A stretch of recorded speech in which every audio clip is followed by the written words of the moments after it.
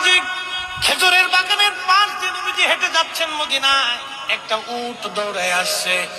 উট এসে আল্লাহর হাবিবের কদম মুবারকের সামনে পড়ে মাথা নিচু করে নবীজির কদমের মধ্যে মুখ লাগায় কাঁদতেছে।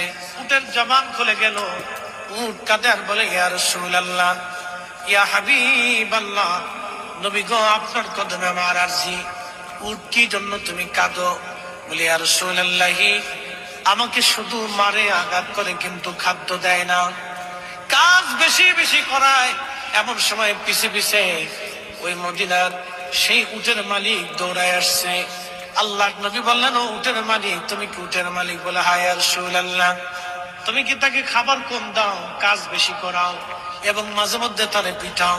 বলে, ইয়া রাসূলুল্লাহ, কি করে আপনি জানলেন?